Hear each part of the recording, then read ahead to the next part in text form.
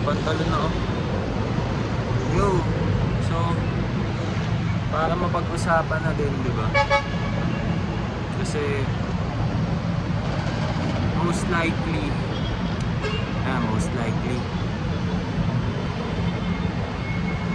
lagi ko naman ginagamit yan eh.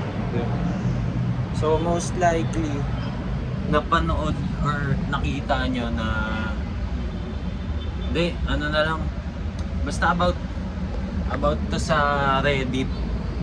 Kasi ang daming ano eh, baga madaming tao yung hindi, siguro wala pa namang 10 o wala pang 5. So wala, mga iilan lang yun. Pero alam nyo naman tayo, marunong lang din talaga tayo kasi ng ano eh, bahala namin kasi basta kung ano yung seryosong bagay ginawa ko. So may invento ng nagkakalat ng STD, nagkakalat daw ng sakit. Tayo na, kung alam nyo lang, gagi, kala nyo porket ganito binibembang, walang ganun, wala kaming binabasit dun, wala rin akong binabasit. Tayo na, ano lang to, pasikat, pero hindi naman gwapo to eh, puta. Akala mo dito heartthrob. So yun, nakakatuwa lang din kasi ang bilis talaga mapaniwala ng mga ibang tao, men. Like, paano nila, kaya ako wala akong masasabi sa mga nangyayari ngayon. Baga may maganda, may hindi. Ganito pala itsura ng Buendia pagka so yun, baga nakakatuwa lang din. So most likely din, if ever man na may nanonood nito na isa sa mga taong nasa mga kabilang side na hindi maganda, kaya ang dami niyang sinasabi tungkol sa akin na pero at the end of the day, kung ano naman yung purpose ko, yun yung ginagawa ko. Kung ano yung purpose nila, ginagawa lang din nila. Or saling di man talaga nila trip yung mga nakikita nila, di ba? Di naman natin kontrolado yun eh. So kaya na yung mga tao nga sa harap ng building na to, mostly siguro yung iba nakikita ko, puta, nagsasalita. Pero bahala sila kasi wala naman talagang point, wala naman sense yung sinasabi ko, men. So yun, nakakatuwa lang kasi iniisip ng tao, ini-scam natin sila or binubudol or niloloko. Pero hindi naman, tangina, hindi ko naman kayo binudol na masarap to kahit hindi. Puta, nakita nyo lang kasi siguro na yung personality ko or yung character ko iba dun sa sa mga writing. Kasi marunong lang talaga ako mag-writing, I mean mag-post, magsulat, social media. Puta na kung tropa ka or kilala mo ako ng way back 2014, 2015, longboarding days pa lang, puta, mala issue na yan si Wap eh. Marunong din mag-surface yan sa internet. So ewan ko, baga normal lang din siya. Tingin ko ito na talaga yung next step sa game, sa mundong to. Kasi ito na yung mundo natin, puta. Wala naman tayong career, wala naman tayong job, wala naman tayong profession. Ang meron tayo, lang eh, pasiklab. So yan, pinaka-simple term, pasiklab. Wala namang kaming I mean, may trabaho ko, magbenta. So yun, ayun, medyo magaling din kasi ako magpasiklab. So I put myself out in the internet. So sa Reddit, yun.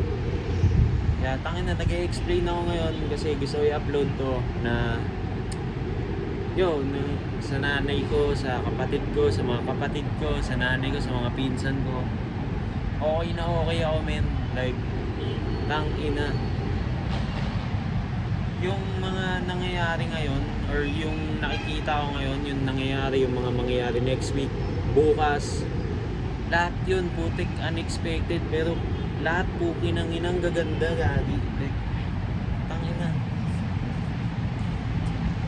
Busy pa yung ano, busy pa siya. So nakatingin lang ako dito sa Buendia habang nagbibideo.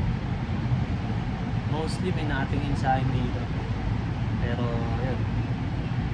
Iba eh. So, tangin na alam ko may mga taga-Reddit na makakita na ito. Okay nang ina. Baka nga i-post pa nila to o screenshot eh. Or kung sabihin man, sige, main character syndrome. Main character syndrome. Puking ina.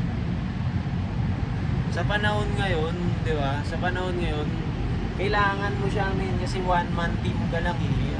Ang kasama mo, sarili mo eh. So, ima-market mo lahat. Pag minarket mo lahat, ngayon, sinabi mong gato, ganyan, kailangan nyo ba to, kaya ko yan. Ano mangyayari sa'yo? Magiging ano ka nun?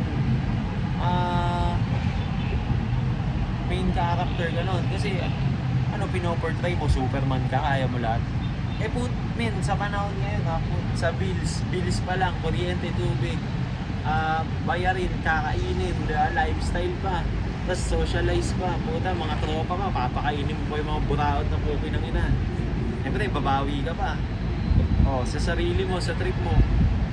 Kailangan mo talagang makabenta. So, ayun, nakakabenta kami kasi kahit may negative review sa akin ngayon, or negative impact daw, na po, sinira daw yung business. Tangina nyo, paano nasira? Nagtitinda nga lang din kami. Tuloy-tuloy naman yan. Hindi ko gets, men. Pero at the end of the day, karangalan. Isang karangalan. Diba? Buhay pa nga rin ako. Buhay pa rin ako ngayon. Pero diba, hindi ko na-expect na ganito tatagal. Masaya lang ako. Normal yan, putangin na niya. Sabihin nyo, porkit singkit, kubas, kago. Pero yun, galingan natin sa buhay. Huwag tayo masyadong matrigger agad. Tapos,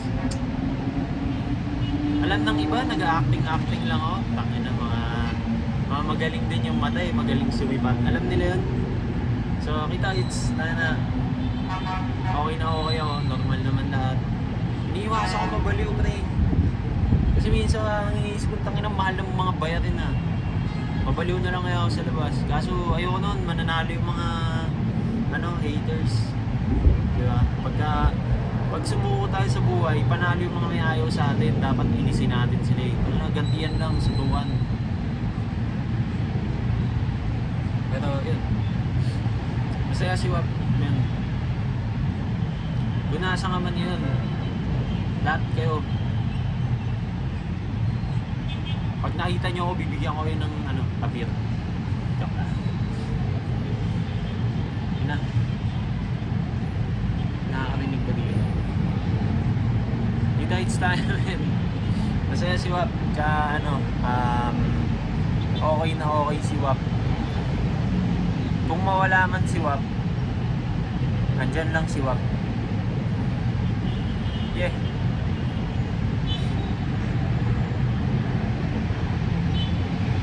Samosa Street. Babatoon ng samosa dito. Kinang ina yo. Kita-its tayo. Tangin na. Nagkakalaman na ako. Sabi ng bading kontropa. Shout out sa pinaka-bading kontropa, Tito Al. You the best, motherfucking best. Pukin ang ina mo.